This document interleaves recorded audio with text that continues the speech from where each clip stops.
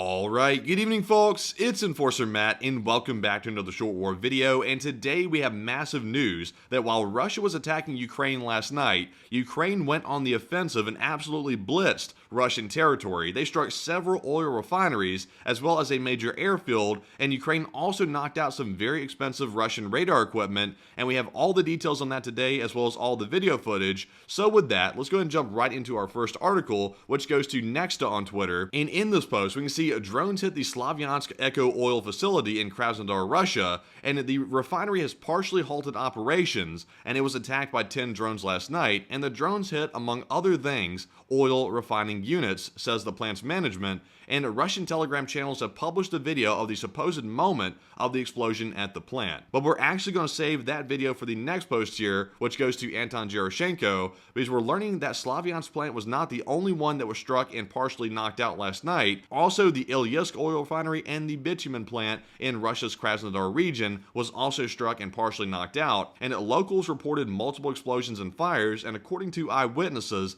the explosions did not stop for more than 30 minutes, and at the same time, the governor of the Krasnodar region wrote about an attempted attack at the refinery and optimistically claimed that about 10 drones were downed, and we know that is a blatant lie at this point because now we have footage of the actual explosions, and it definitely, Russia did not shoot down a single one of those drones which were trying to go in and hit these facilities. Russia missed all of them, and they struck their target. So with that, let's go ahead and take a look at the video and see how big this explosion really was.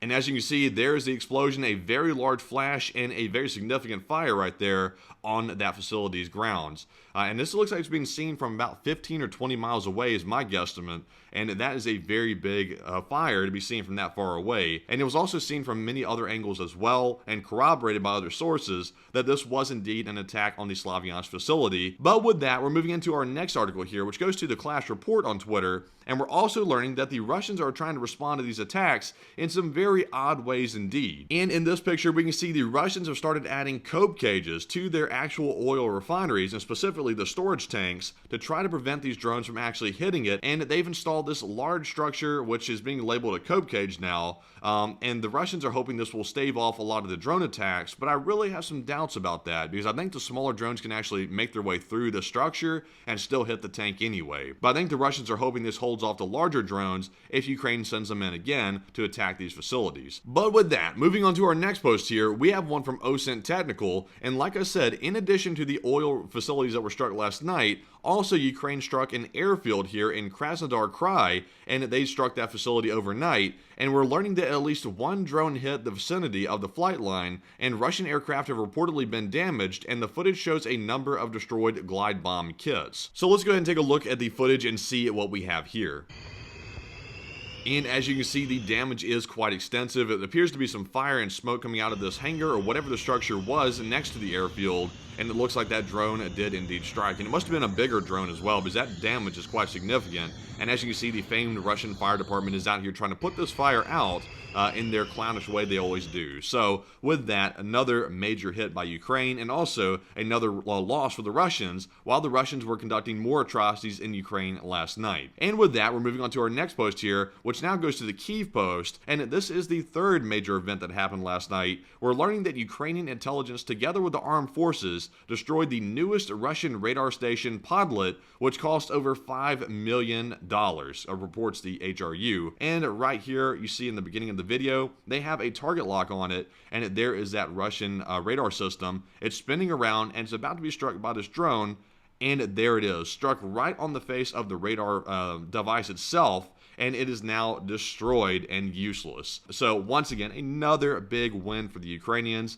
and it seems like the Russians are losing some very expensive equipment these days that is hard to replace. But with that, we're moving into our next article here, which this time goes to Null Reports, and we're also learning that today, 2 Russian reconnaissance drones, the Zala and also Orlan 10, were destroyed in the sky over the Odessa region using light aircraft. And we have a video here of a light aircraft flying around. There's really nothing to see in the video. It's just one of Ukraine's light aircraft flying in a circle, and that was allegedly the aircraft that took down these Russian reconnaissance drones. I'm not sure exactly how they took them down. We're not sure if it was firing some type of munition or it tried to strike the drones. It's not really clear how they took it down, but it is confirmed that there was indeed a drone here, an Orlan, and also a Zala, which was taken down. So another victory for Ukraine. So moving on to our next article here, we have one from Ukrainska Pravda in English, and we're learning that during last night's Russian missile attack on Ukraine, that Poland once again had to dispatch F-16s to their border to ensure no missiles flew across, and we're told by the Polish Prime Minister that one of Russia's missiles fell only 15 kilometers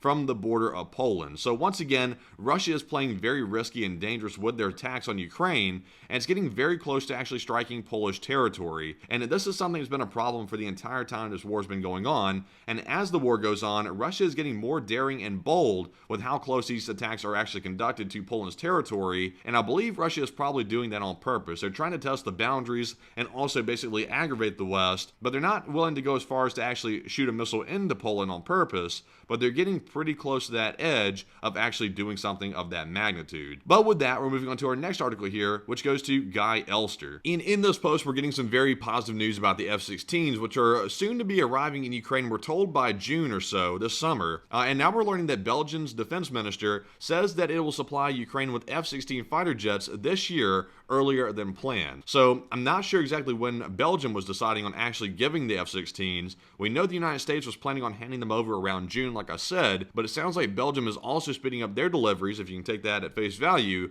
and it sounds like they may be delivering them earlier than they'd previously stated. But we'll have to hold out hope and see if that actually occurs or not.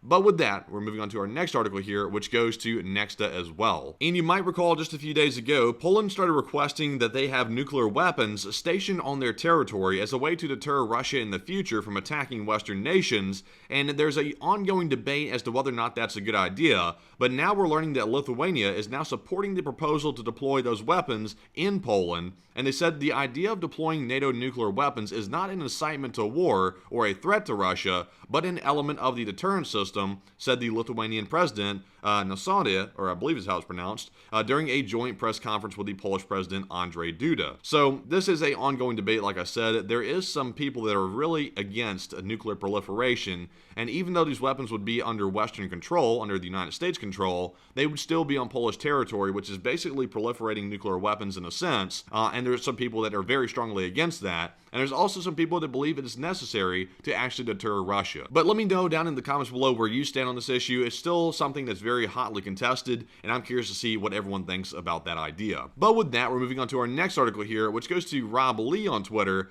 and we're getting to see pictures of a Russian Zu-23-2 decoy, and this is a very primitive mock-up indeed. Let's take a look at the pictures here. As you can see, it looks like it's made out of plywood that's been painted green, and it's literally been cut out with some type of saw.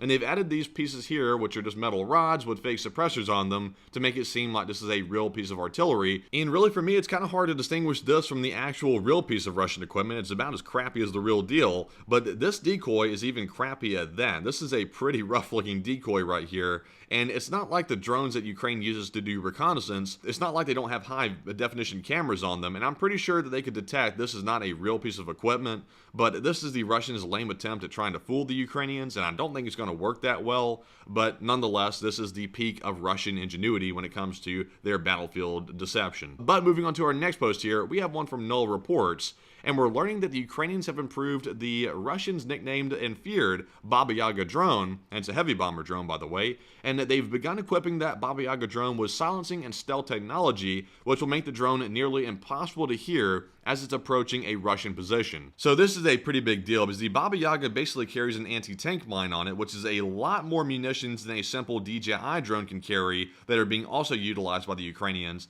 This is carrying a lot more capacity. So the ability of this drone to sneak up quietly on a target where they can barely hear it and drop such a large piece of explosive, that is a very strong advantage indeed that the Ukrainians might have in the future over the Russians on the battlefield. So I'll be interested to see an actual video of this thing operating because I'm sure it is very neat to see. But moving on to our next post here, we now have one from Nexta, and we're learning the Ministry of Foreign Affairs of Tajikistan has advised its citizens to temporarily abstain from travel to Russia. And this just came out maybe about 30 minutes ago. I'm not really sure why the Tajikistan government is telling their citizens not to go to Russia.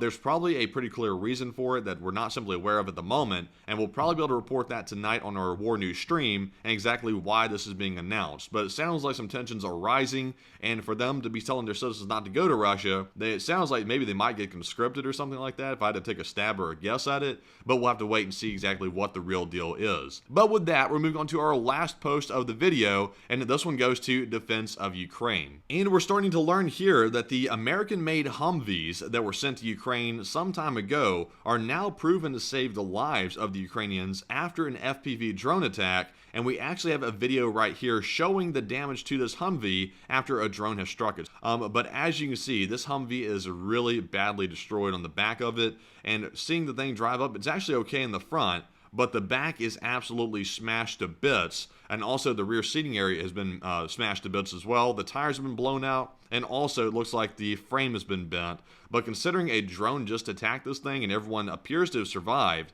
that is a true testament to how effective these vehicles are that are being sent to Ukraine. And even though there are some critics of the Humvee saying it's outdated, it's old, it doesn't work that well, it's better than nothing. It's also better than a lot of the other equipment that Ukraine has received or they may have already had in their stockpiles. So I'm glad to see the Ukrainians are putting that to good use, and it is effective for their needs. And with that, that is actually our last piece of news for the day. So I hope you found this video informative, and today actually was a very eventful day indeed, and also last night as well. We thought it was going to be pretty quiet, and we actually took the night off from streaming last night because of that, and it turned out it was a very massive night indeed. One of the biggest nights we've actually seen in a while, and we're going to have a lot of news to cover tonight on our War News stream at 10 p.m. Eastern, so be sure to join us then. And also, if you want to support our operation, you can do so financially by signing up on our Patreon page. We have a link in the description below for that, and we greatly appreciate any financial support because we are largely crowdfunded by the viewers, and your support is what makes this all possible, and we appreciate that very much. And of course, we'll see you all tonight, like I said, on the nightly War News stream at 10 p.m. Eastern, and bye-bye for now.